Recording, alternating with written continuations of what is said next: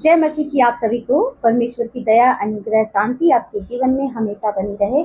आज मैं फिर आपके सामने परमेश्वर का आशीषित वचन लेकर आई हूँ, जो हमारे लिए आत्मिक भोजन है। तो आज परमेश्वर हमसे क्या बातें करते हैं। हर दिन परमेश्वर हमसे बातें करते हैं वचन के द्वारा, और हम आत्मिक रूप से आगे बढ़ते हैं। जब हम आत्मिक भोजन करते हैं तो हमारा जीवन बदलता जाता है, हम आत्मा में और बढ़ते जाते हैं। तो हमें प्रतिदिन आत्मिक भोजन को ग्रहण करना है। आज परमेश्वर आपसे बात कर रहे हैं बाइबल में प्रकाशित वाक्य 2 का 10 पद पर। परमेश्वर देखिए क्या बातें कर रहे हैं आपसे।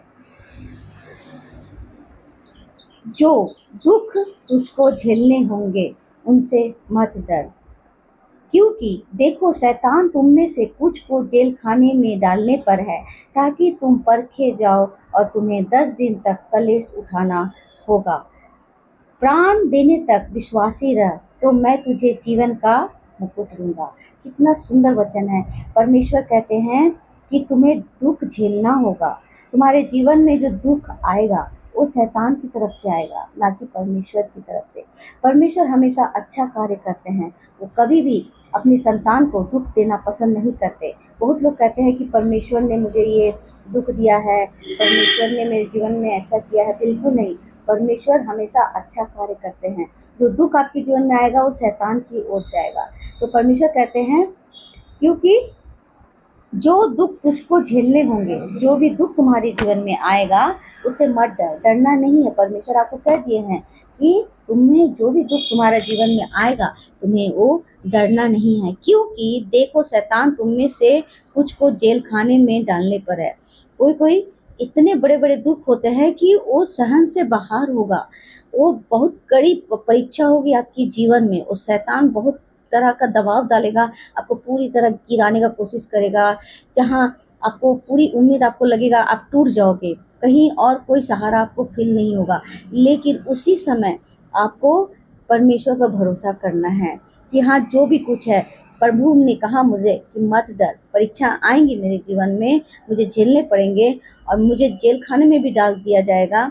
जेल खाने मतलब कि कहीं कोई उम्मीद नहीं है, आपको हर जगह से आपके दरवाजे बंद हो गए हैं, आपको कोई कुछ होप नज़र नहीं आ रहा है। उस समय प्रभु यीशु मसीह आपके साथ खड़े होंगे। लेकिन हाँ, परमेश्वर कहते हैं प्राण देने तक तो विश्वासी रह। तुम्हारा विश्वास कभी भी डगमगाए नहीं, तुम्हारा विश्वास हमेशा बना रहे। जब तक तुम्हारा जीवन है तब तक इतना भरोसा, इतना फेथ रखना है।